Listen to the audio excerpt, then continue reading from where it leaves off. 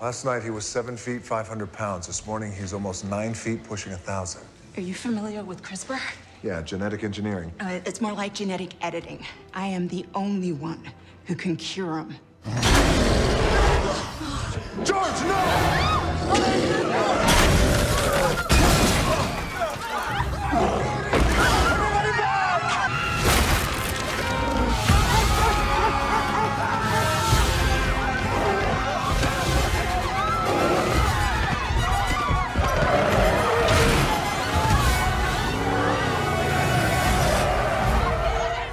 So when did this kind of idea start coming together? So after San Andreas, we were really fortunate with that film, and the world really responded, and we were the biggest movie of Warner Brothers in 2015. And Brad Peyton and I really like working together, and Dwayne Johnson is the greatest human being on the planet, and we just said, how do we keep this team together? And Warner Brothers had just bought Midway Games, and one of the titles was Rampage. So a very close friend of mine there works at New Line, said, hey, let's do Rampage.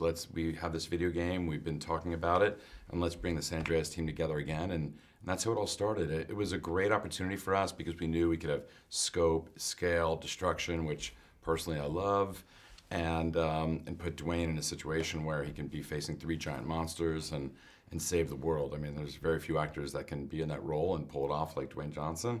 And it gave Brad an opportunity to flex his muscles with visual effects and try and take it even one step further after what we did in San Andreas. You know, they basically said, what do you think about doing, turning the video game Rampage into a movie? And my first question was, what's Dwayne think of this? And then I kind of, I found out he was a big fan of the game, and I'd played the game as a kid, and I actually went out and bought a new one for my Xbox, because I'm a pretty avid gamer. And then we jumped into like, what could this be? And what I liked about it was to pay homage to the game. It was pretty easy. You had three monsters destroying a city is basically the game. And there's like little Easter eggs, like the woman in the red dress, which I put inside the movie. But there was so much creative freedom. There was so much potential world building, and the ability to do things that I want to do as a filmmaker, like motion capture with George, and set pieces like the C-17 and the whole last 25 minutes of the movie. So ultimately, what got me really excited was the chance to work with Dwayne again, and to have all the creative freedom that came with it. Traditionally, in these sort of things, the role of the FBI agent, sort of the straight man, the kind of the battle part. But your character's a lot of fun, isn't he? I mean, I had a great time. I think that in our initial talks about who this character be, when you've got a character that needs to kind of be able to stand up to Dwayne Johnson, you need to make him bigger than life. So had I played that character, I think, and this movie doesn't really lend itself, by the way, to playing things completely straight. I mean, let's embrace the ridiculousness of all of this and have some fun, and I certainly did. And I got to create a character, or help create a character that has a lot of swagger and confidence, and is a complete smartass, and all the stuff I kind of love to do, and we had a lot of fun. What's it kind of like playing a villain, and were there kind of any other villains that you looked at for inspiration? It was great. I loved playing the villain. It's so much fun. It's totally out of my comfort zone, or like my usual characters that I get to play.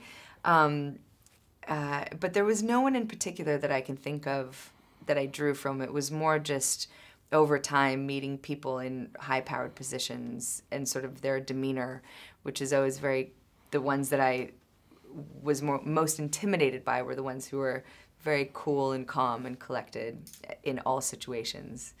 So that's just more of like, I think that we needed the intimidation with her, and that's sort of what I thought would be the most effective. So when it came to pulling off, George, an enormous crocodile and an enormous wolf, could you kind of see in your head how it was going to be done, or did that take a lot of development to get right the look of the kind of the creature?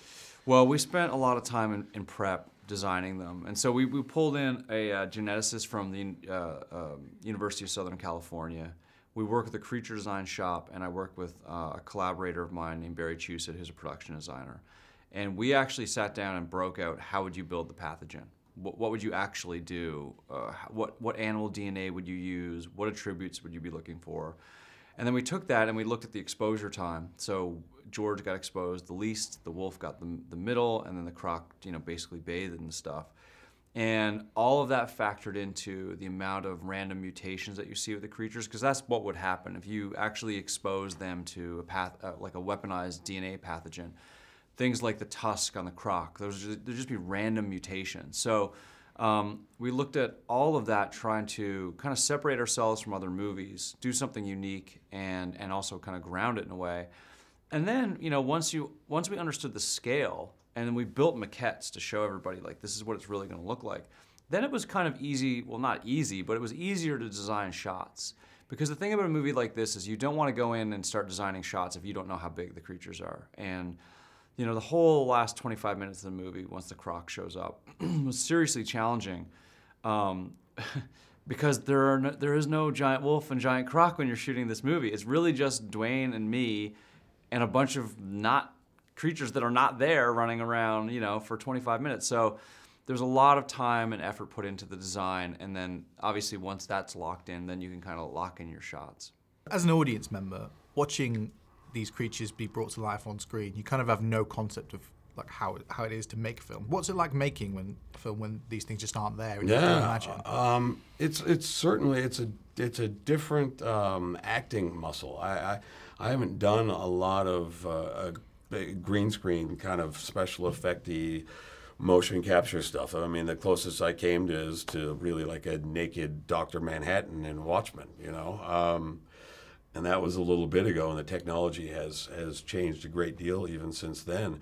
Working with George with motion capture and an actor in Jason Liles, that was much easier. Working with the other animals in Chicago falling down, you're looking at like a tennis ball or a piece of tape on a wall. And so trying to get those reactions without feeling like an idiot or like there's egg on the face is a much bigger challenge. But with this, Brad Peyton, our director, I think did an excellent job of kind of guiding us through exactly what was going to be happening. He was able to pull up scenes that he had animated on his iPad that we could see and know exactly what was going on for any given scene, which was kind of invaluable. What's it like seeing it back for the first time when it's all finished then? It was amazing. I mean, we were shooting this less than a year ago. We shot this movie in record amount of time, 50 days, and then they finished post-production in less than a year. We were doing reshoots in December. How they assembled this with a movie, half of it that is post-production visual effects, is a friggin' miracle. And so I saw it, and I saw it with my 8-year-old son, whose head exploded. You know, it was like the coolest thing he'd ever seen. He never gets to see his father act in anything, because everything I do is I'm horrible in, a horrible person, I mean. So it was fun to kind of see it through his eyes. You could see the magic, you know, and I felt that too, and just seeing what was accomplished, you know, what we can do these days with technology is amazing. I mean, these creatures come to life. It's a pretty cool thing to see. How was it kind of working with Dwayne? Because obviously he's the main man in this one. Yes, he is. Yeah. He's the main man. It was great. I only had 2 days with him because obviously the villain and the hero don't really like each other. But those 2 days were lovely. You know, he's such a pleasant man. You know, he's very charismatic and a warm smile and very disarming. Has a lovely demeanor about him and is funny. So we had a really good time. He is awesome. I mean, I keep trying to figure out if there's something I can talk shit about him with. But he is as good a guy as we've all come to expect and have heard stories about. And he is that and 100 times more. He's a great dude, and he's got a great sense of humor, and there's no one better to do these kind of films with, which is, you know, really why I wanted to work with him so badly. You got another one of your little science experiments running around. What do you mean another one? Incoming! Sound the alarm, it's time to cross the line. Of course, the wolf flies. Stop me, oh, somebody stop me. Stop me, please, somebody stop me. Stop me, oh, somebody stop me. It's time we throw everything we can at these things and get people the hell out of that city. Let's go save the world. That's a big arm. Don't fight it. You know there are other ways of dealing with people, right? I do know that, yeah, but that's no fun.